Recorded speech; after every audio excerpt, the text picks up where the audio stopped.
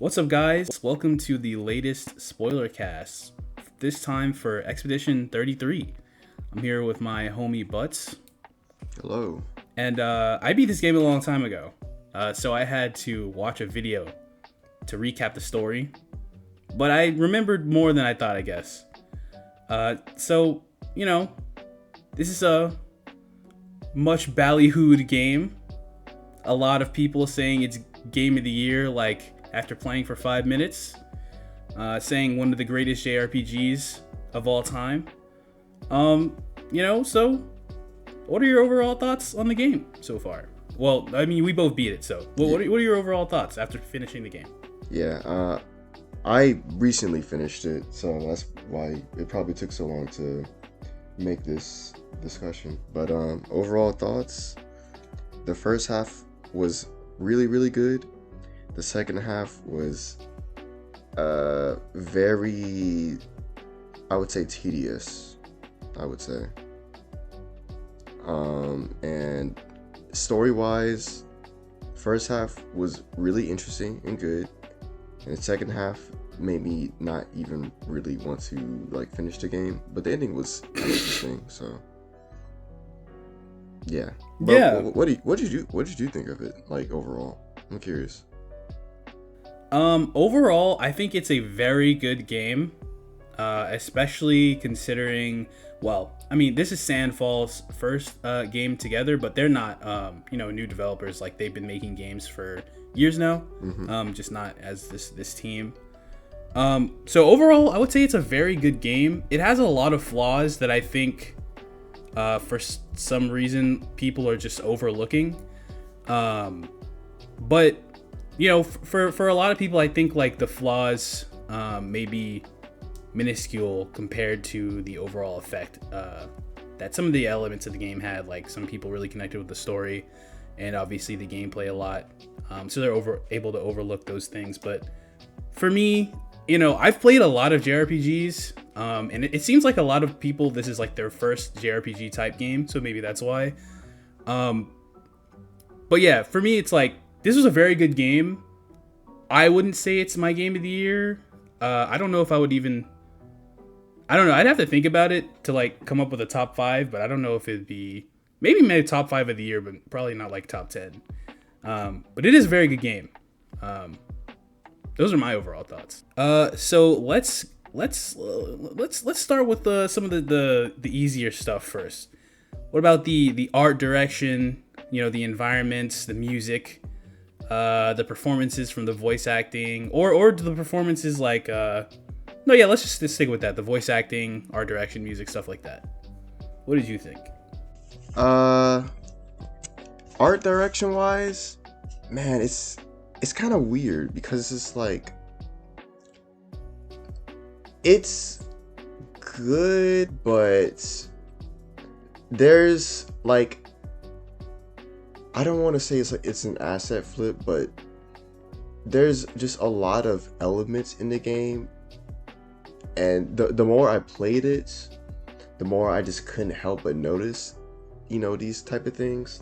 For example, I guess you could say outside of battle, whenever you're running around as characters and stuff, just the way they move and the animations. The animations is just very rough looking, and they have no facial expressions in gameplay, both outside and inside. I don't even think they're even blinking, because I remember just looking sometimes. I'm are these guys even blinking or anything like that? And they aren't.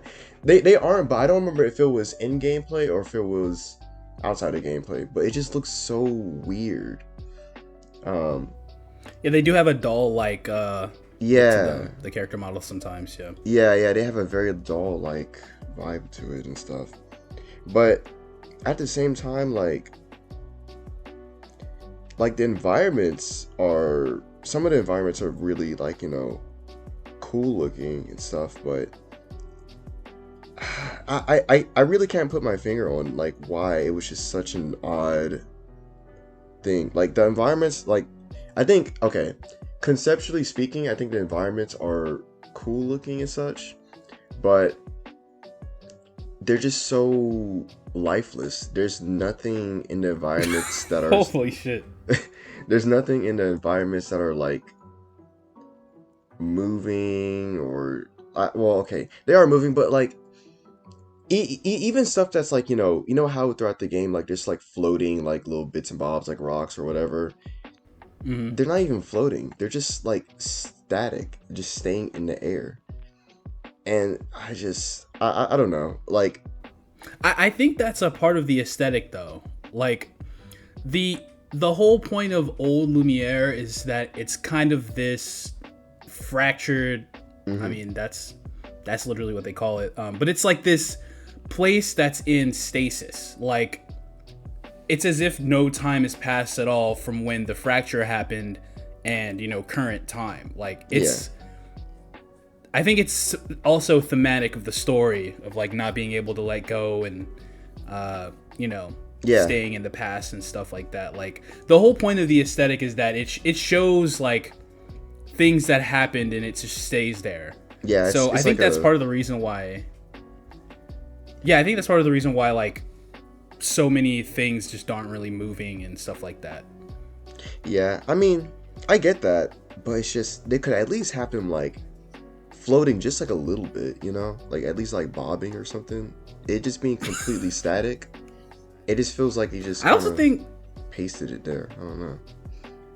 I think it also depends on the location because like I know there was some parts early game where it's kind of like you're underwater but it's like above sea level. Yeah. And there's like floating things there and there's like I think fish that fly around too. Yeah. So, but the game does have a very diorama like look, especially when you look at the overworld. Yeah, that's intentional. But yeah, it is. Yeah, it is very diorama like. Like the game is clearly. I think that this game has like amazing art direction. I actually think that art direction is probably the best thing about it. Maybe second best because the gameplay is very good too. But the art direction in this game is like phenomenal to me. Like it looks like a painting, and that I wrote that down in my notes as I was playing the game. I didn't realize that was literally the point at the time.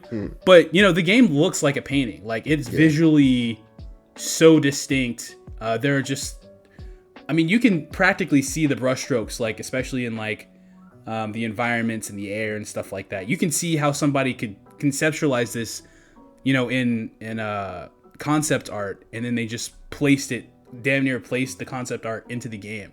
Yeah, I think the art direction like is, and there are so many times when I was playing, and I would get to like a new level, and like the first thing you see is some like crazy imagery, like the destroyed Eiffel Tower is like a really striking image. Some of the floating rocks. There's that one level late in the game where there's just giant swords everywhere. Yeah. The game also has like incredible sense of scale. Like, it really makes you feel small sometimes. Like, there are so many large creatures, big mountains, and other things that are just all throughout the environment that makes you feel like you're small and insignificant, but you make your way through it anyway. The music, I think, also is, like, amazing in this game. Yeah. It's very Nier-esque. It reminds me a lot of Nier. In a way that's almost like...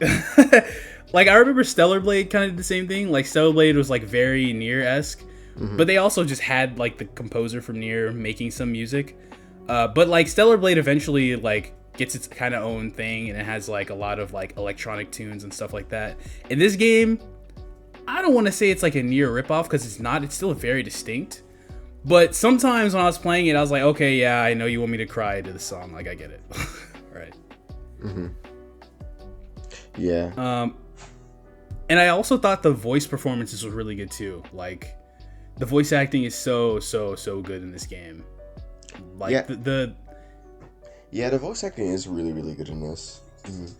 Well, I guess I could say it now. The main character, Verso, like, I forgot what that guy's name is, but he played Clive in Final Fantasy 16. What wasn't it? I think his name is Ben Starr. Yeah, Ben Starr. That guy's awesome, man. He's so good. And Gustav was great too. He's like very earnest. Also, I was gonna say about the facial like animation thing. I think like that is particularly everything but the cutscenes. Like it is.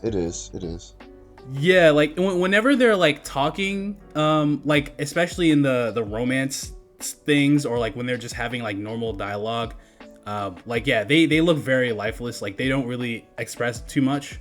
But like during the actual cutscenes, I thought it looked very like realistic. Like the characters moved in a very realistic way. Like sometimes it almost felt like the game was, I don't want to say improv, but like the character acting felt like very improv. Like sometimes characters would touch each other on the shoulder in a way that seemed like very natural, but you wouldn't usually see that in a game. Or like they would pat someone, or they would make some sort of a quip that seemed like they thought of it on the spot. Like so much of the presentation in this game is just like very, very deliberate, but also like free form. It's interesting. Like I haven't seen a lot of games like do that before. Like the last time I can remember a game that seemed like this collaborative in terms of like conversation between characters is like probably Red Dead Redemption 2, honestly. Oh wow, that's interesting. It's kind of surprising. I feel like, well, to be fair, I didn't play Red Dead 2, so I guess I can't really comment on it. But whenever I see cutscenes, I feel like Red Dead 2 is way better when it comes to like the writing and cutscenes and stuff. Okay. I'm going to go outside 1 second. Shit, what was it? Oh, I was saying, yeah, I think Red Dead has better acting and story as well too. But I just more meant like in terms of how the characters interact with each other and the way that the like motion, fuck, what is it called? Motion capture? Yeah, the way the motion capture was, it felt very like organic. Like it didn't feel like the characters, like the actors had to stick to the script only. It seemed like they could kind of add quips or whatever when it seemed necessary or good or whatever. Yeah, exactly. Yeah, I believe they were using like actual facial motion capture and stuff. So, but yeah.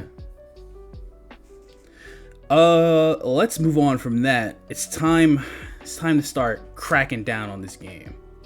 Let's go into the gameplay, the mechanics, the overworld, dungeons, bosses, all that stuff. Okay. So let's start with the overall gameplay and mechanics. So like, I think like my favorite thing about this gameplay is how customizable it is. I agree. I think they're called Pictos, right?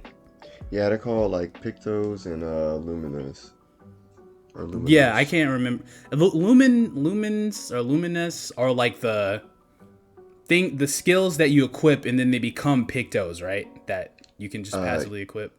I believe it's the reverse of that. It's like you collect Pictos and then you equip them, and then the more you use it, you can add it to your like Luminous. And, okay. Yeah, that whole system is great because you just become broken by the end of the game. Like at the end, like I was basically getting heals off of basically every action, and then just doing double damage and stuff like that. Like, but yeah, you can do so much. By the end with Verso, I had him doing like a lot of like just melee attacks. He starts out, I think he like started with more damage and he got an extra melee attack or something, and he did more damage when melee and got health back when he was meleeing. All kinds of crazy shit. It's so funny. The way I had him like at the end of the game, I had Verso basically keep attacking until he dies, and then whenever he dies, like the rest of the party gets like basically full health and like a bunch of AP, and I would use like Lune to like revive him. So he would just keep just attacking, wailing on the enemy until he just died. And I also had one specific skill where it was just like you could do high damage, but it'll cost like a portion of his health, and I just kept using that over and over again.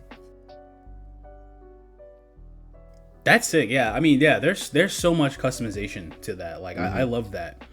On the other hand of that system, though, I feel like there are way too many. Like, you get pictos from just, you just trip over them, basically. Yeah. Like, it's like it started getting annoying after a while, because I was like, dude, like, I don't know about you, but like whenever I play games, I tend to kind of like Occam's razor, the way that I like handle combat encounters. So whatever is like the simplest, most sure, effective way to like beat something is usually what I'll do. And so in a game like this, it's cool, you can really customize those different things. But around the midpoint, I had kind of settled in on like the build I was doing, and I didn't really want to constantly experiment with stuff. So like I would attach like the lumens or whatever, and I would like basically have it all set, but then I would swap out the pictos constantly just to like upgrade them and just to have them. But like I was just like, dude, I'm not doing all this. Like, and then some of them were just like, and then some of them were just straight up the same thing, but like slightly different. It's like,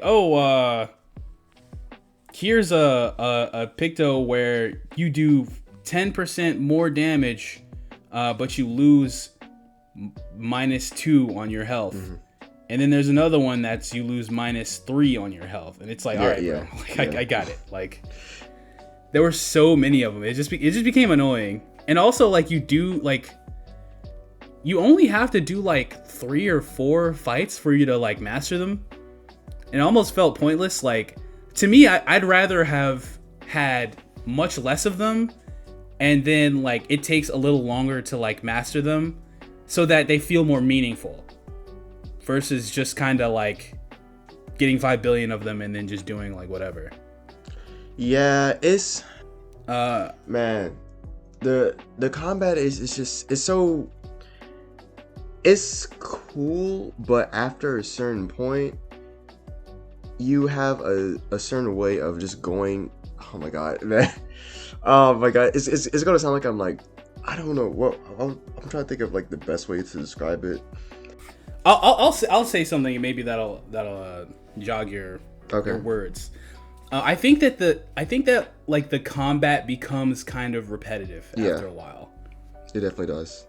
Like, and I think that's mostly just due to the nature of how it works. So it's all, it's really, in the beginning of the game, you can kind of take some damage while you're learning the ropes, and then you can like learn to you learn to adapt, figure out the timing for enemies and stuff like that. So it's a little bit more forgiving. But once you get to like the mid and especially late game, you have to parry and you have to dodge, and specifically like parry, I think. And if you're not parrying, you're dying. Like the enemies are just straight up one-shotting you, and it's not just bosses. It's like just straight up random mooks that you fight like in the environment. Yeah, especially like the last couple of like palette or dungeons in the game. Yeah, definitely. Yeah.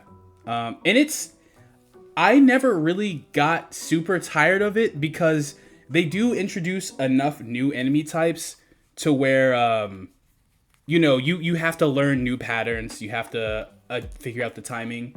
So they did like think ahead, considering like the fact that you really are kind of just doing the same thing. But nonetheless, I mean, by the end of the game, I was kind of just like, all right, I'm over this. And it has that like, fair. And I know people hate like Dark Souls comparisons, because people compare everything to Dark Souls, but like, dude, if you don't think that this game isn't inspired by Dark Souls or Sekiro or whatever, like, you're smoking. Like, the enemy patterns, the way that they do the attacks, where they do the 1, 2, 3, 4, like, it's like, it's so clearly like inspired by like Dark Souls and stuff, and that's cool. But it does get kind of annoying. Like, I didn't really like, I knew that there was gonna be parrying and stuff, but it's like I didn't really play this game because I wanted to play Dark Souls, turn-based Dark Souls. Like, I wanted to play like a JRPG. So it does get like, and it gets frustrating when you start like dying over and over again or whatever. Yeah, I think this game, for me, this game is kind of like, there's two halves to this game. There's the early half of this game where it's like, everything's like new, very fun. You're getting a bunch of Pictos and Luminous. You're having all these types of different strategies and builds. You're getting new like party members, all that type of stuff. It's just super fresh and fun. And then the other half is, oh, and also you're getting introduced to new enemies and stuff. Anyways, a lot of the first half of the game is just very like fresh and new and fun all the time, and it's great. But then after the second half of the game, you basically have all the party members.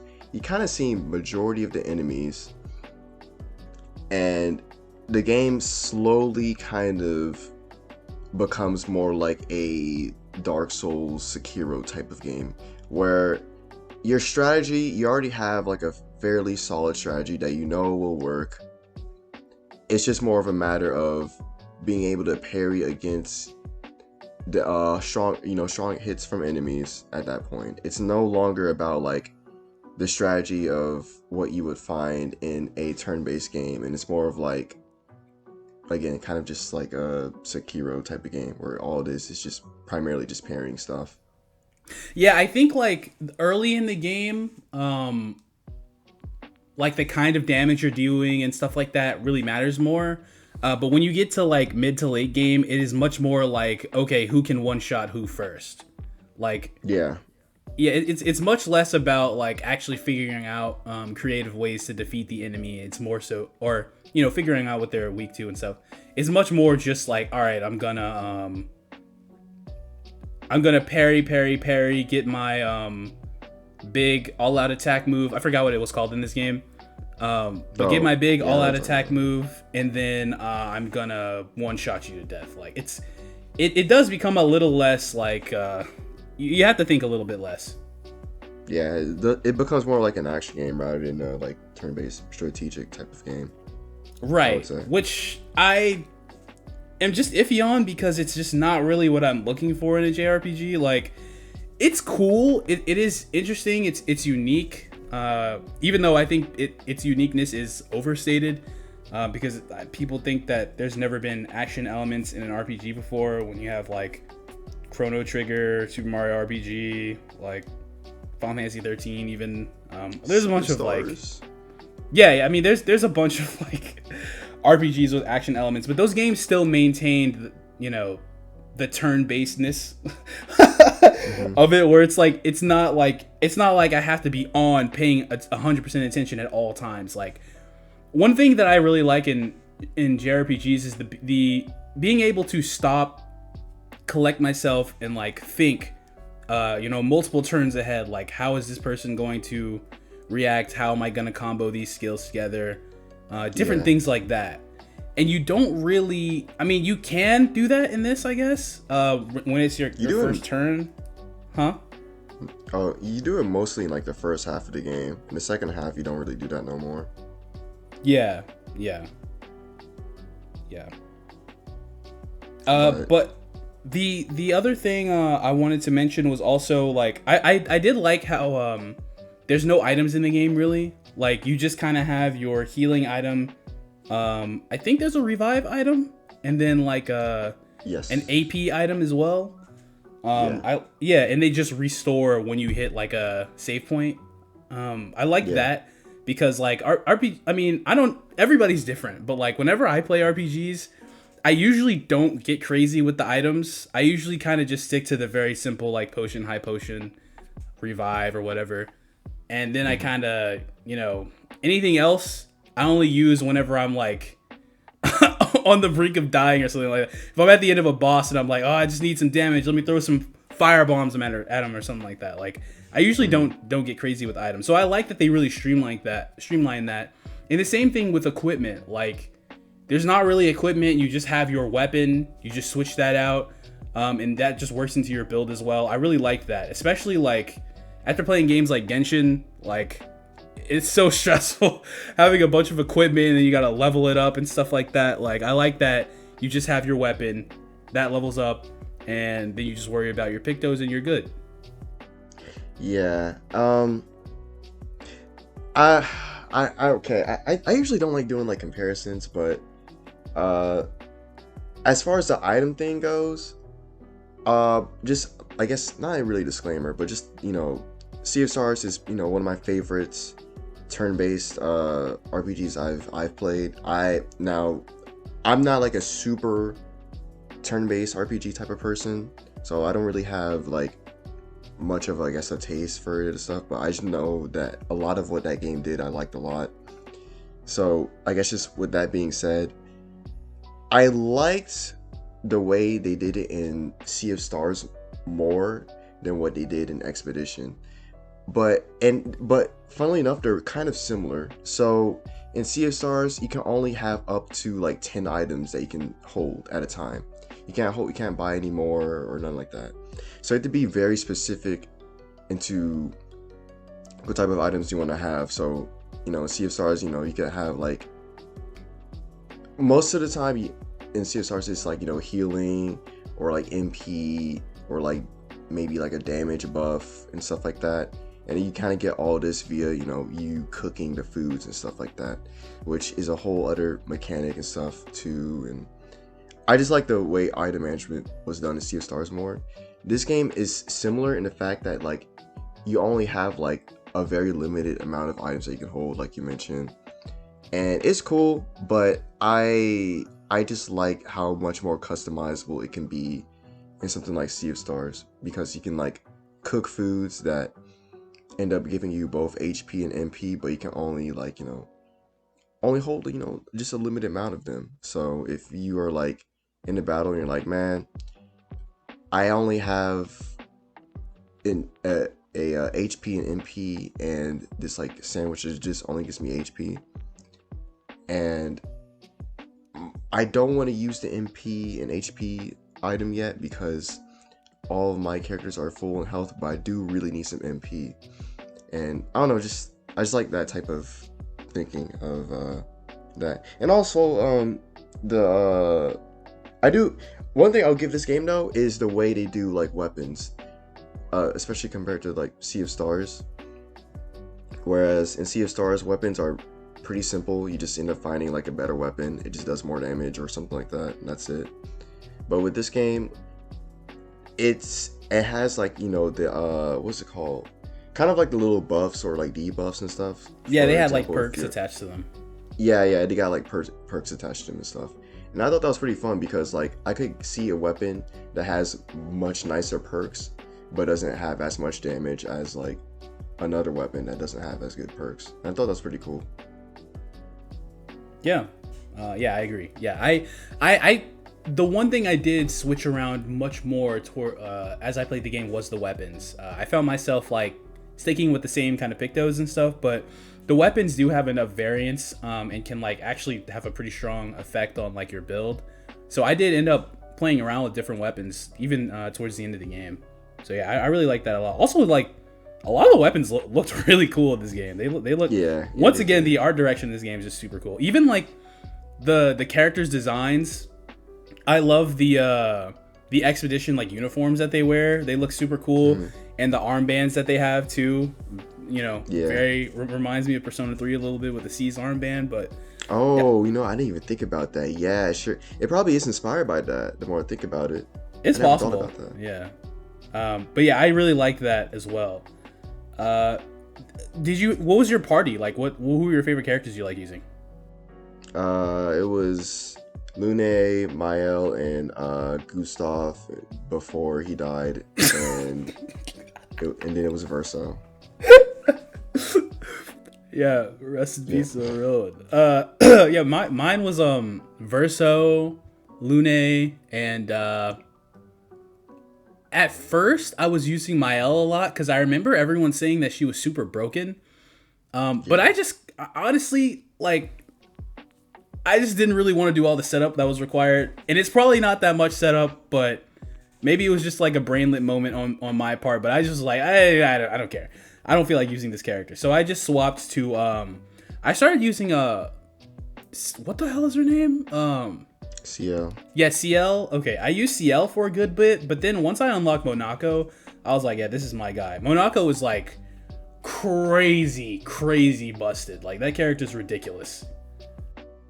I didn't really use Monaco and CL. Like I used CL at the beginning because I'm like, okay, this card thing seems pretty cool. But it's kind of like what you said. It just required a lot more setup, and I don't know. I mean, I'll say this: the way I had my game plan was to hit all the enemies with fire, and whenever it was Mael's turn, she had like this one move where if the enemy is on fire, she switches to Virtuoso stance. Right. Yeah. And then that was kind of it. That was the setup right there. It was just it was just that, and then there was this other move that Mael had. I forgot what it's called. But basically, it was just this high damaging move where it keeps you in Virtuoso stance. Mm-hmm. And that was it. That was the entire setup. I light the enemies on fire, use Mael, switch over to Virtuoso stance, and then just keep wailing on them until I somehow get out of Virtuoso stance. Oh, I forgot to mention also, when I was talking about there being just too many like Lumens and Pictos or whatever, I also feel that way about the skill tree. Like, every character has this humongous skill tree with a bunch of skills, and I know it's supposed to help with the customization and everything, but dude, I would unlock something and I'd be like, why would I ever use this? Like, eventually I didn't even really, like, once again, like, mid to late game, like, I was like, I know what I'm using. Like, I don't really need to deviate too far from the path. Unless there was something that was, like, a skill I already had, but, like, stronger, then I would swap. But a lot of times, like, in the skill tree, I was like, dude, you could have cut, like, half of this, and it would have been, like, a way better skill tree, in my opinion. Yeah. But Monaco, I really liked him just because he got so many, like, once again, I hate that I keep saying this, but like late game, like there's so many crazy enemies that like he just steals their power from, and he just does insane damage.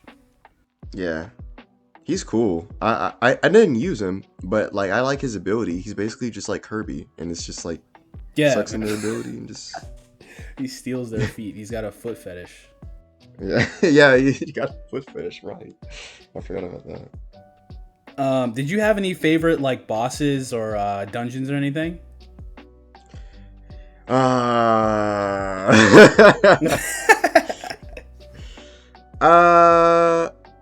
So bosses. Oh my god, I honestly don't remember, dude. I like oh my god, the dungeons and the boss. Okay, some of the bosses were cool. Actually, no. I'll say it was the global or something like that. The kind of it was the like large circular round guy at the water area that you fight. Mm-hmm. And the only reason being is because that was the first time I heard like the boss music, and I'm like, yo, this shit's gas. So, but that's really only it. I mean, the bosses are cool in the game, but I just. Like, there's nothing really, like... I don't want to say they're not memorable. Because... Yeah, I was going to say that's crazy. No, I don't want to say they're not memorable. Like, they have, like, some cool moments. But I guess because I'm just such a gameplay-heavy type of person, a number of them don't really... have a gameplay unique for them. I know now I do know there are some. To them? Yeah. Like now with that being said, there are some like the boss with like the arms where you have to like shoot the lanterns. I think it was called the Lampmaster. That was really cool. Oh yeah, that's a mechanic in the game that I thought was kind of underutilized. Like everybody has like everyone has their own projectile like attack thing. But like halfway through the game, it seemed like you just like the whole point was to like hit their weak point or whatever. But it seemed like enemies just stopped having them. Like I don't know if I was blind, but I was looking at the characters and I was like, dude, where am I supposed to shoot this? Yeah, they did kind of just got rid of that pretty quickly. Was slightly disappointed by that. But the Landmaster was cool, and that one boss, it was near the end of the game.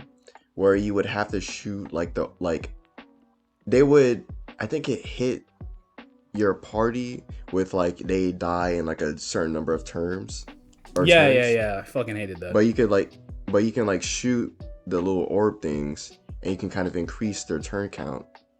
But I'm kind of sad because I didn't realize it. I didn't realize it until like I was almost done finishing the boss. Oh. But I mean, it's cool though. It is cool. I love stuff like that.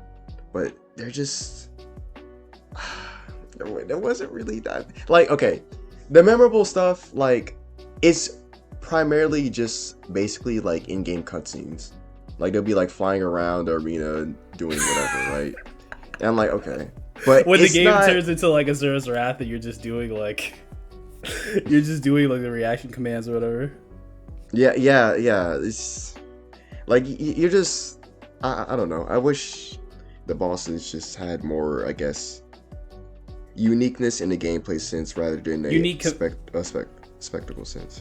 Yeah, unique mechanics rather than just unique attack patterns, I think is what you mean.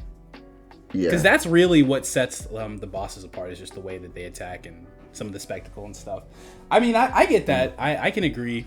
For me, though, I did have some bosses I really enjoyed. Like, I know you said you didn't care too much about it, but the Renoir, I believe the second or third, the one where he has the lion, I thought that one was sick. That was a cool-ass boss.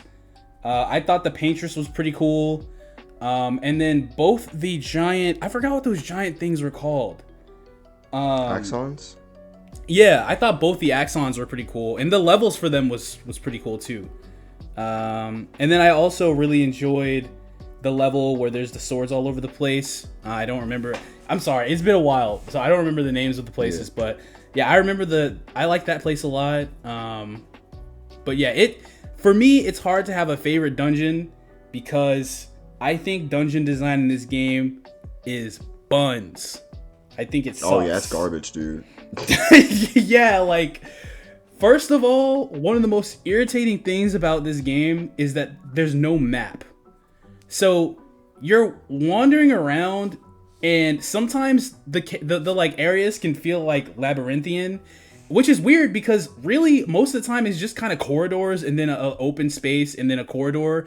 But the corridors eventually kind of loop around sometimes. So you can just get and the environments, like, while beautiful, look very samey in like these environments. So it's like very easy to get lost when you're going somewhere, especially if you're like kind of person that like tries to play as completely as possible. Like, I always try to make sure I clear out every single area of a dungeon before I leave. And like, there would be some times where you would be going one direction and you're like, okay, this is going to lead to a dead end and then I can move on. But no, it just keeps going on, and then you fall down and then there's a treasure chest and then you got to figure out a way to get back to where you originally were. And there's no like immediate like visual markers for you to be able to tell like how to get back to the location. This game needed a mini map so fucking bad. It was so irritating. So it's kind of, I mean, I really like the Axons because like those were fairly straightforward. Visually looked cool and had some interesting like stuff thematically. But yeah, like the dungeon design. We'll get into it. We'll get into it. We'll get into it. Okay. But the dungeon design I think sucks in this game. The overworld I thought is also pretty cool, but it doesn't really do anything too crazy. It just leads to like random things. Like, there's like different mini games and stuff you can run into, which is kind of cool. And then there's just like, side like dungeons you can find. There was one I did that was like on this mountain. It was like very yellow and white. It was very pretty. It was cool. Did you do like any side quests in this game? I think I only did one. It was like this weird, oh my god, it was like this platforming section, and it looked so ugly, man. I'm sorry. I'm gonna just keep it a buck with you. Like, it looks like, you know how, well, I didn't play Halo, but you know how like Halo has like those custom like maps and stuff? Forge, yeah. And yeah, Forge, and they would have like this one mode where it's just like dodge the cars rolling down the hill and stuff. That's what that felt like whenever I was playing. It just looked so crammed together. It did not fit the environment. These platforms are just kind of like spinning and floating in weird ways. Like, yeah, they're not like this game, for its like overworld animations being as janky and weird as they are, and the jump is garbage in this game. Like, they have a weirdly annoying amount of platforming. Like, it's so weird, and it never feels good. Like, there's just these random platforming puzzles, and it's like, damn, I could just skip this, but I kind of want to see what the item is that you get from this. So it's like I'd force myself to play them, and it's just like, God, this fucking sucks, and I'd be falling over and over again. It was garbage. Yeah, I totally agree with that. I didn't even write that down. I forgot about it. Yeah, I mean, and the one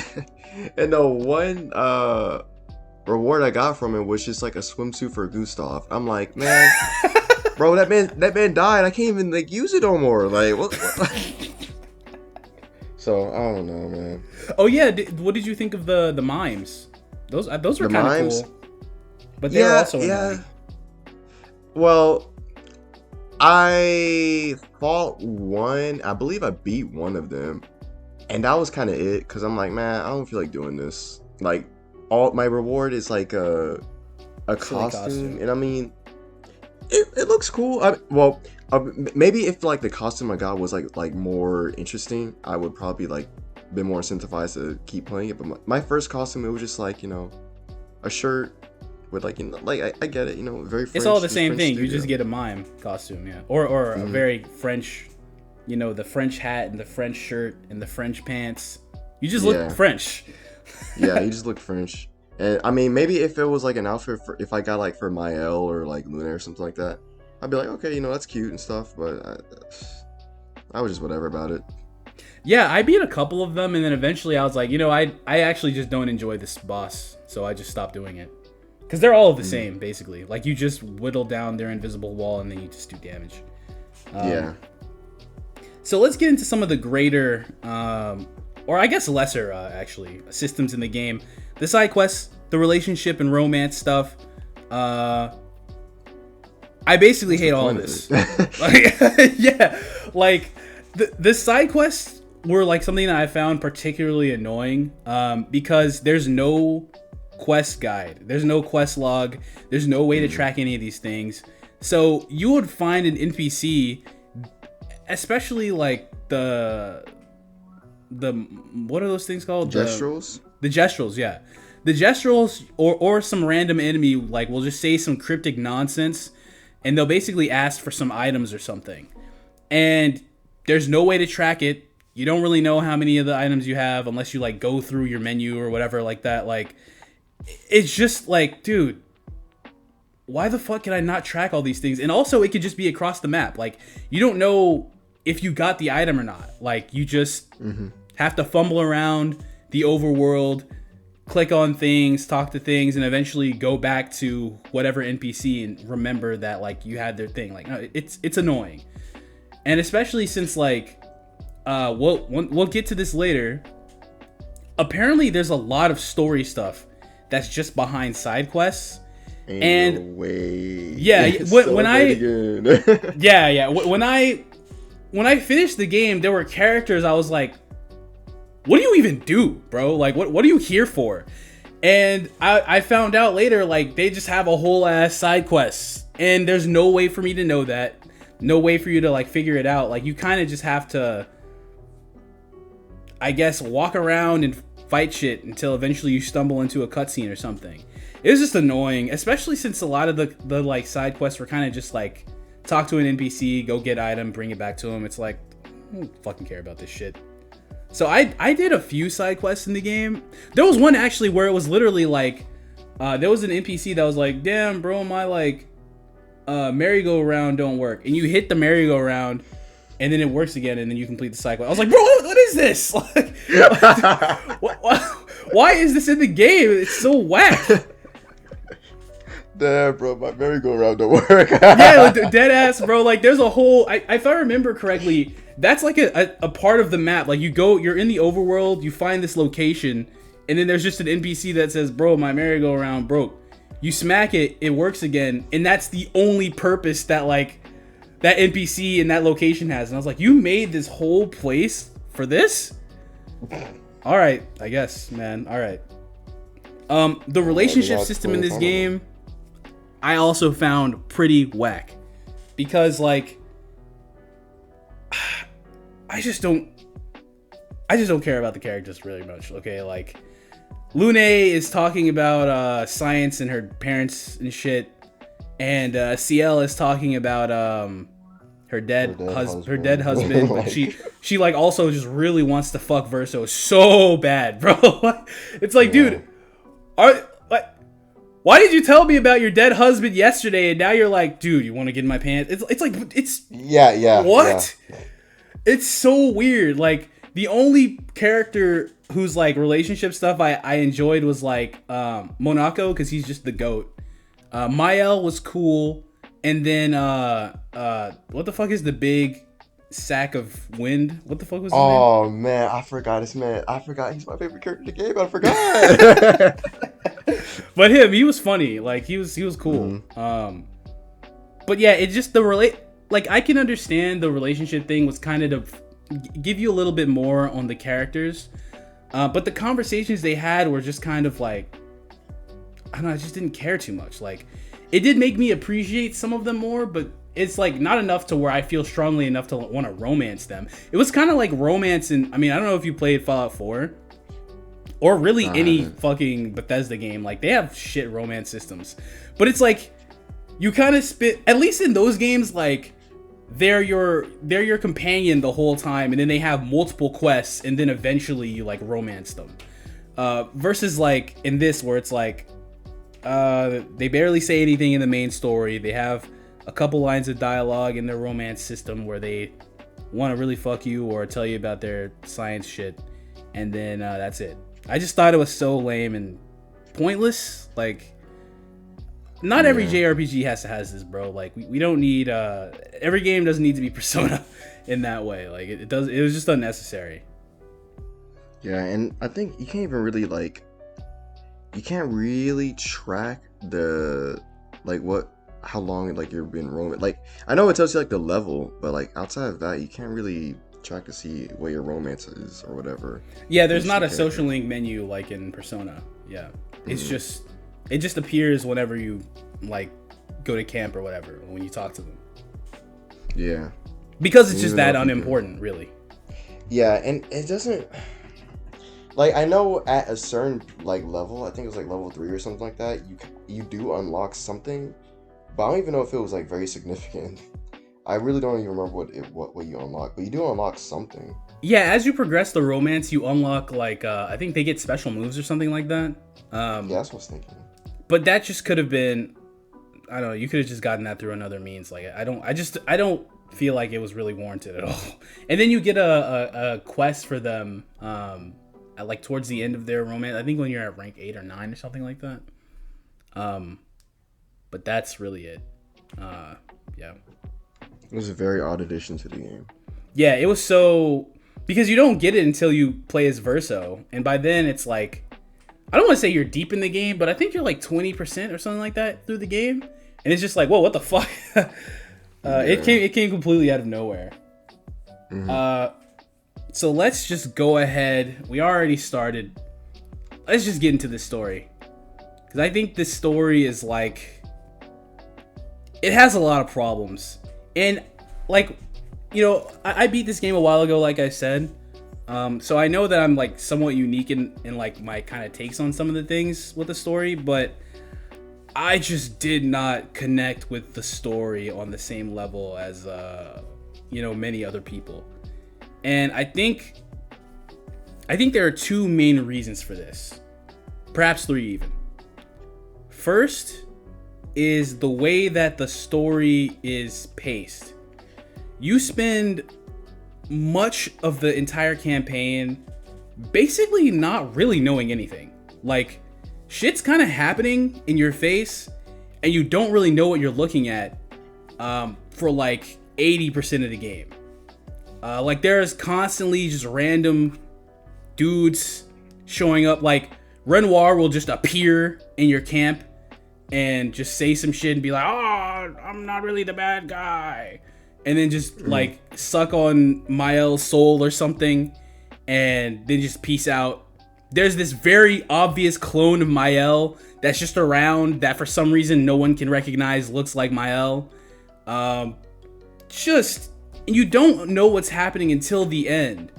And that brings me to one of my second problems, is that the reveal of what Expedition 33 is actually about is incredibly underwhelming to me.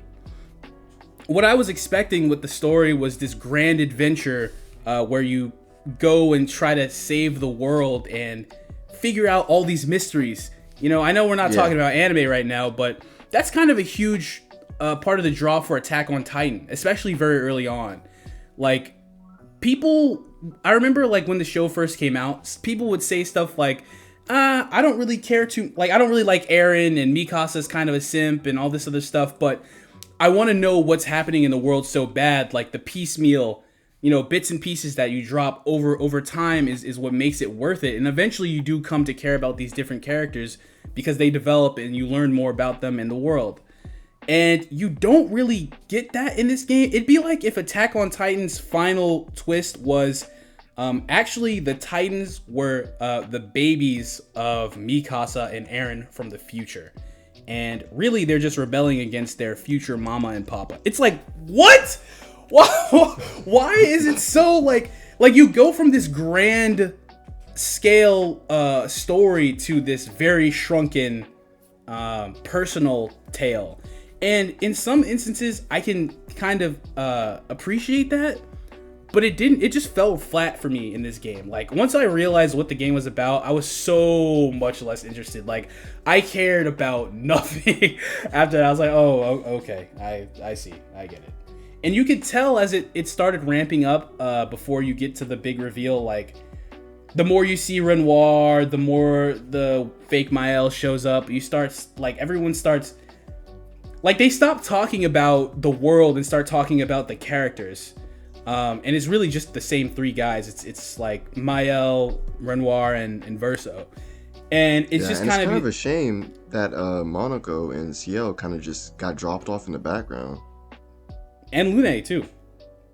And Lune, yeah. See, you even forgot about her. That's how little she says. Like, yeah, and like, the characters, they don't have anything to say. Dude, like, Lune says almost nothing of real worth after, like, her introduction. Like, she has a very strong intro where she saves Gustav from killing himself. And she's like, we have to be focused. We have to figure out what's going on. And it's like, after that, she has, like, nothing of import to say. She's just there. Yeah. Yeah. Man, I don't even know what to say about the story. Like, it started off pretty strong, but okay. After like the first Renoir fight, I feel like that's when the story just really started to lose my interest, and it really. Do you mean when Gustav dies, or are you talking about after that? I believe Gustav died before the first fight with Renoir. Because Gustav technically does fight Renoir. Like, that is a Renoir fight. Oh no, I'm talking about whenever they were at the mansion. Okay. So, yeah, I would agree. I would agree with that. Yeah, I would agree with that. That's basically when like you realize what's really going on, or you start to. Yeah. And then Renoir kind of just like disappears, and then they were saying like, oh, we got to defeat the two Axons to make him reappear again. And I'm like, okay, this is kind of ridiculous. I'm not gonna lie. Yeah. And then like the way they fought, like the ending of one of the Axon fights where it was like the giant like statue lady like dancing and stuff. I hated that so much, dude. Oh my god. Like, I like that. That was one of my favorite dungeons actually. And yeah, that was a very cool place, I think. No, I'm talking about like the ending of like the boss fight where like she just gets like this ball of energy and all of a sudden like they just defeat the boss. I'm like, okay. Oh, right. I forgot about that. Lune had like, and I mean it's kind of sucks too because like before, like the cutscene before you fight the boss, they were like showing kind of all of like, the grief that the characters were kind of going through. Like it was showing like CL's husband and stuff. Mm-hmm. And then they just, I don't know. Like, I really wish I could put into words why I just didn't like the story after like that fight, but it's just, I guess maybe because it's like kind of verbose and kind of hitting you a little bit on the head of like the themes of the game. Absolutely, yeah, it definitely does. Yeah, the game does, and I think that's because they knew they had to. Like, they so little actually. I don't want to say happens, but you learn so little throughout the game that like at the end they really had to like, beat the shit out of you with the information. Like, to me, it was very obvious that the Paintress was like not really the main antagonist because of how like somber and sad she is.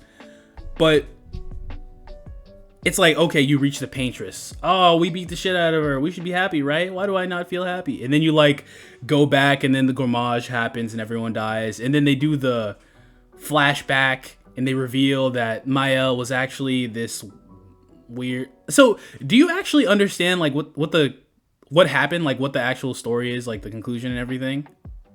I want to say I do, but I guess I'll just tell you from my understanding of it. Like Mael. From what you're telling me, like, Mael, like the whole house burning thing. Oh, that's kind of another thing too. Like, let me just start. Okay. So the whole game is really about the breaking down of the Desandra family. So they live in this weird fictionalized version of the world where there are people called painters who have supernatural powers and can paint paintings, and the paintings become like living worlds. Yeah. Apparently there's just another faction called the Writers. We know nothing about them. Yeah. But they dislike the painters. Why? We don't know. At some point, in the Desandra family is Renoir. I think her name is Clea. No, Clea is the sister. Alicia. Alicia is Mael. So there's Renoir, Alicia, Verso, Clea, and then the mom, who I cannot remember her name, so I'll just say the Paintress.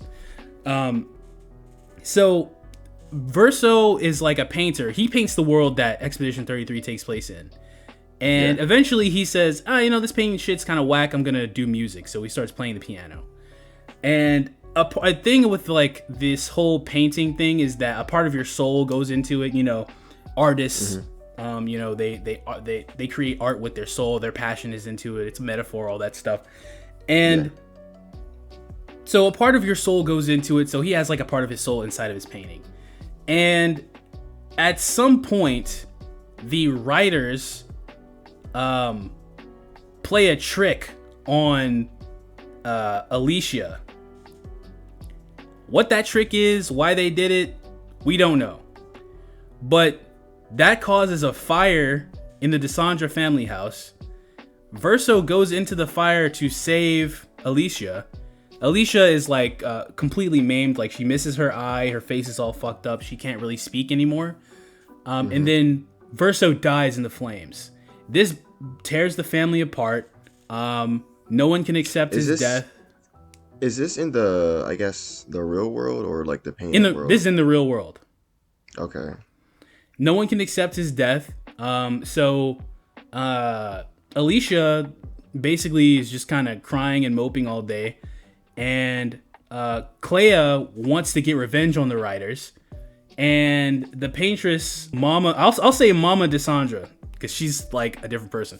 Mama Desandra, like, is sad, and so she just jumps into the painted world that Verso made, and then she just makes painted versions of her family and a painted version of like Paris, and that's what like Lumiere is, and that's who like the like characters that you're familiar with, like the Verso you meet in the game is like painted Verso, and Renoir that you meet is painted Renoir, and basically after that it's kind of just the entire family trying their best to get the mom out of the painting because you slowly die in there. Like, there's a time dilation thing where, like, you can spend a ton of time in the painting and, like, very little time will pass in the real world. But she's been in there for so long that, like, she's losing her soul. She's gonna die. And so, like, Renoir goes in, he creates the axons to, like, destroy everything. That's what the fracture is. And then Clair goes in and she creates the Nevrons. And like, when the Nevrons kill a person, they, like, suck away the power from Mama Desandra. And so she eventually just starts, you know, getting weaker so they can finally break her out. That's, like, the whole point of the game. So, I have a question. So, why is... The mom's the paintress, right? Yes. So why is she painting the number on the rock that counts down people dying? So as the Nevrons kill people, they're sucking away her power, and like every year Renoir is basically killing the oldest creation she made because they're weaker. So the Gourmage is really Renoir killing all her old creations. And when she paints on the wall, she's saying the age of she's basically warning them. She's not actually, like, telling them that they're gonna die. Like, she's warning them, hey, you guys are gonna die, you gotta figure something out. And so she's technically, the paintress is, like, imprisoned. The only reason she's not doing anything more is because she can't really. She's just, you know, imprisoned. Oh, okay. And that other weird-faced guy, like, that's in that house that, like, helps Maëlle, that's like real world Renoir. That's his, like, soul. And wait, the weird face? Are you talking about the guy that doesn't have a face? Like, yeah. The guy missing a face. Yeah, should have said that. Oh, okay. So yeah, all these different. It's a lot, yeah. So all these different expeditions happen over time, and eventually, like, Painted Verso and Painted Renoir, like, they don't know what the real, like, state of the world is. So they join an expedition, and then they end up learning what actually happened, and they figure out they're immortal. And then when they go back, nobody trusts them, nobody believes them, and then they have a falling out and all this shit. And so, like, Clea, like, finds Painted Verso and tells him, because Alicia, like, jumps into the painting to, like, help, but, like, she gets, I forgot what the reason was, but basically she gets, like, jumbled up and turns into Maëlle instead of just being, like, herself. So she, like, loses all her memories or whatever. And that's why, like, Maëlle throughout the game is constantly having these weird visions of, like, this weird version of herself, and why Renoir is, like, so annoying about her. Because he, like, knows who she is and stuff. And so, like, yeah, once the Gourmage happens and then Maëlle, like, doesn't die and she, like, awakens to her true self, she, like, goes Super Saiyan. She goes Ultra Instinct, actually, because her hair is white. Yeah, that's, like, basically, like, she awakens to her real painter's powers and then just repaints everybody back to life. Back to life. Like, she just undoes everybody's death. Yeah, and then, like, the final act of the game begins and then all that shit. So, I mean, like, I can appreciate, like, what they're doing with the story, like the themes of loss, being stuck in the past, overcoming that, and how hard it is to live after dealing with losing someone. Like, I can appreciate what they were doing. It was just executed so poorly, and bad, yeah. Yeah, like, you just don't, like, you don't know what's happening. Like, I was just getting frustrated as I was playing the game. I was like, dude, like, what the fuck is going on? I'm so tired of, like, not knowing what's happening. And then when it's finally revealed, it's like, oh, this is just family drama? All right. I mean, for me, I was just half confused and kind of half, like, maybe understanding of it. Like, I'm not gonna lie, it kind of just gave me a bit of, like, Evangelion, like, vibes. Where I was just like, okay, I kind of get what's going on, but not fully. I don't understand why, like, certain things are happening and all that. But from your explanation, though, or of the story and all that, it sounds like, on paper, a really interesting concept. But again, like you mentioned, it's just kind of poorly executed. And the way that, from what you told me, that sounds like a whole other story by itself. Right. That they tried to cram in, like, the last 10 hours of the game. So there was, at least for me, it felt like there was not really a way for me to really understand like what was going on and stuff. Like, I feel like if I was really like that interested in the story, I would have, watched like a video on it or something like that. I don't know. Yeah. It's just that it's just very poorly like told. Like they force so much information on you, especially towards the end, and it's like they expect you to care about these characters that you basically don't really know anything about. Like, yes, they want you to feel so bad for Renoir, and it's like, dude, I didn't know shit about you until like 30 minutes ago. Like, I don't care. So, let's get to the ending. Actually, I ended up getting the Verso ending. Where I think so that's did what you? I did too. Yeah, did you look up both endings? I didn't look at both endings yet. No. Okay, so I think we got the same ending where Verso is like, basically at the end of the game, like, you find Verso's like real life Verso's like soul in the game, and you can tell him to stop painting, and destroy all of the painted world, and then everybody can leave and live like in the real world, or which is what Verso wants to do, like painted Verso wants to do. Or you can tell him to keep painting and live within the painted world, and everybody keeps living in like the false reality. And that's what Mael or Alicia wants. Yeah. And so I chose to side with... Okay, so I chose to side with Alicia because, quite frankly, I just didn't give a shit about the Desandra family. Like, I was like, okay, yeah, we could all leave the world, but like, and that's probably what's best for them, but I just don't know or care about any of those characters. And I well, I don't really care that much about our main party either, but I at least know them. Like, I know more about like them than I do the other ones. So I was like, yeah, like, I mean, Verso may be unhappy, but everybody else will be happy. So I just chose that. And it's a very sad, somber ending because everyone's back alive. They got Gourmage. They got brought back to life, and everyone's alive, and they're happy. Lune's got a boyfriend or something, and CL's back with her old husband, if I remember correctly. And Verso, at some point in the game, Verso says like he would really like to play piano before a stage and have everyone watch him and stuff. And so he gets to do his big concert, but he's super conflicted because he knows that, the world he's living in, it's not real. And he looks at Mael, and her face is like cracked and fucked up. So she's dying. And the game just ends. Was that the ending you got? No, I did Verso's ending. Okay. And yeah, everyone kind of Gourmaged and just kind of faded away. And then it cut to like, bro, Verso's like, oh, okay. Before you even keep going, bro, that was such a fucking bummer, dude. Like, yeah. All your party members walk up and say, dude, are you fucking kidding me? Like, yeah, literally. you do all of this. Also, like, that was a part of the reason why I chose Verso as well, because it's like, if I did all of this for it to mean nothing, for me to just kill them all anyway, like, we did this entire expedition so that everyone can live. And so, like, they all get Gourmaged, come back to life, fight for their lives, and then Verso's like, actually, you're getting Gourmaged again. And so everyone is just like, bro, dude, the Lune one was such a bummer, because she, like, sits down and she's like, she shakes her head. She's like, you gotta be fucking kidding me. I trusted you. That sucked so much.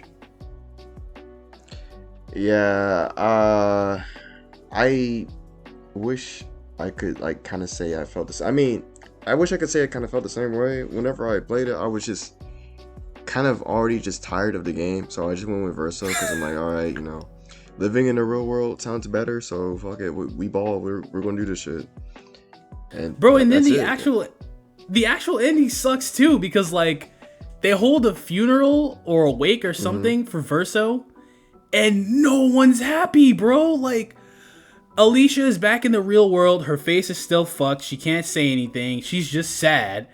Mama Desandra comes out of the like painting. She's sad as fuck because now she has to face reality without her son. Renoir is not happy either, but he's like, at least I got my wife, I guess. And then Claire is just still a bitch. Fuck Claire, literally. By the way, bro. I fucking hated that character so much. Like, she has, like, an entire side quest of stuff I just never saw. So from my perspective, she shows up at the end of the game randomly, talks a bunch of shit, and does nothing. Yeah. And, like... That's how I felt about her, too. I was just like, who is this character? Why is she so mean? Yeah, dude. From my point of view, like, she's basically appeared for like 2 cutscenes, and all of them she was yes. So I was just like, okay, I guess this is just what we're doing now. Yeah, dude, that was a poorly thought out, because it's like, I understand wanting to like reward people with interesting things with the side quests, but it's like, she is an integral part of the story. And she's non-existent. Like, she's just not there. Yeah. But yeah, I mean, yeah, you have the ceremony for Verso, and then everyone's just sad and it ends. Like, it just cuts to black. Like, there is no happy ending for this game. And it's like, I can appreciate a sad, somber ending. Like, I don't have a problem with that inherently, but it's like, you go through so much shit. All the characters deal with so much. You learn so much about this Desandra family or whatever. You would would it have really been so bad to create like a 10 years later epilogue where like Alicia is happy with her boyfriend or something? Like, would it have been so bad to like give some sort of a happy conclusion? Like, no, everything sucks. It's all bad. And I think it kind of fits with the theme of the game. I actually disagree with that, because I think or at least I think it's the wrong message to be sending. Like, I don't really think, like, the whole point of the game is, dealing with grief and how you come to terms with death. And I don't really think it's a very good message to send to say, hey man, when someone dies, your life is over too. Your life ends. You put everything on hold, and it's not that you put everything on hold and then eventually you get out of that. It's like, no, you stay in that dark place forever and nothing gets better. Like, no, when someone dies, like, it sucks. It fucking sucks. It's one of the worst things that you can experience in your life. But at the end of the day, you have to keep moving forward. You have to keep going on, because that's what they would want. And that's what you should want. And eventually things can get better. You'll learn to deal with it. It'll never not suck that they're gone, but you know that like you have to keep going. Like, the whole we continue thing. Yeah, like there's you're supposed to find hope and meaning in your own life without them. That's literally what Persona 3 is about. And to me, it's like, thinking about Persona 3. Yeah, like, they have similar themes and similar stories, and Persona 3 did it. Like, Persona 3 has a sad ending, but it's also a hopeful one. Like, with Expedition 33, it was just like, it all sucks. It's like, okay, thanks. Again, the story, I was just kind of clocked out of from, like, the second axon, so I was just like, and then the characters, they didn't, like, really, grab my attention super heavily, I guess. They're very they're kind of just pragmatic in the way they go about things. Yeah, I mean, the characters, they don't really, it sucks to say, but like, they really just don't add much. And I know they have side quests, and during side quests they may say more things, but like, that is literally optional content that they don't make it very easy for you to interact with, by the way. So it's like, for me, like, after a while, I just kind of skipped optional activities in the game, because I was like, I kind of just want to see where the story's going, and also I have like no way to figure out if I'm doing this right or not. So to me, like, it's all in a side quest is like not really like a good excuse, because like a lot of people just aren't going to experience that anyways. So the characters don't really stick with me. Like, my favorite characters in the game were Verso and Monaco, just because they had a really fun, like, homie dynamic. Like, they were just bros. And Verso also just looks really cool. So, that's a plus. He's a cool looking character. But yeah, I liked Gustav and then he died. That was a great twist though. Like killing Gustav and then like switching to Verso. I thought that was super cool. Once again, very Attack on Titan like. But yeah, this game is great. Like, I ragged on the story a lot, and I ragged on some of the like mechanics and stuff. Like, I think it overall is a great game, and I understand why it really resonated with people, especially if you can overlook some of the issues. Like, it seems like a lot of people were able to just overlook like my complaints and your complaints, and like they were just like, oh, you know, like despite these things, I still had a great time, and I can appreciate that because I still had like a fun time playing the game as well. It's just eventually, mechanically and story wise, it does just start to drag at the end. Like, I just wanted to know what was going on, and I was kind of tired of pairing. I was just like, all right, I've had enough. Yeah, the game, I just feel kind of mixed about it. Like, the first half of the game was great. The second half, I'm like, I don't even really want to continue. I just want to keep playing Donkey Kong Bonanza. We wanted to get your monkey on, bro. Yeah, exactly, bro. I wanted to smash some shit, bro. Yeah, so plenty of hot takes, plenty of controversial opinions. I'm sure, you know, if people don't usually watch the Spoilercast, or I get much less views on the Spoilercast because they're probably just too long. But if anybody actually watches the whole thing, you're a real one. Tell me that you disagree with the things I said. I like to. I want to talk about it. You know, if anybody actually watches it all, like, what did you disagree with? What did you agree with? What'd you like? What'd you dislike? Let me know in the comments. Don't forget. Huh? What would you rate it? What would I rate the game out of like 10? Yeah. Oh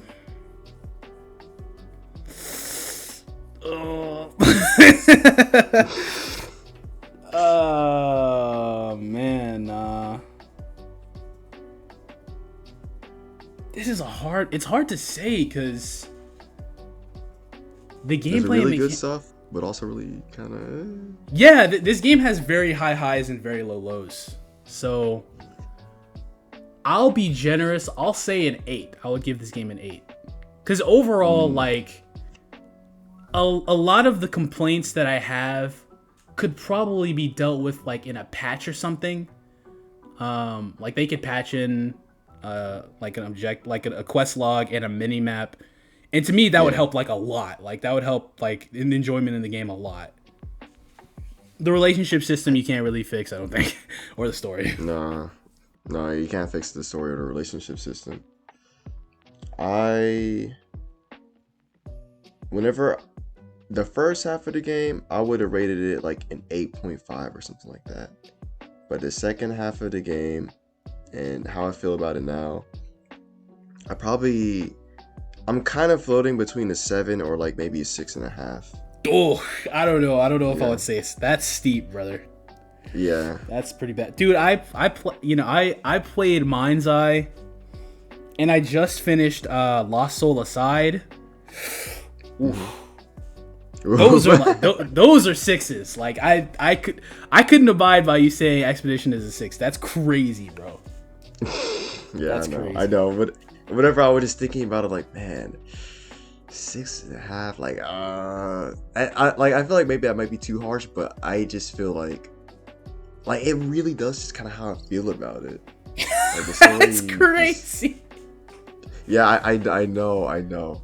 To me, a 6 is like, there's something fundamentally wrong with the game that impedes on like basically everything. Like, you can't really like enjoy the story or the characters because like something is fundamentally like flawed mechanically and narratively.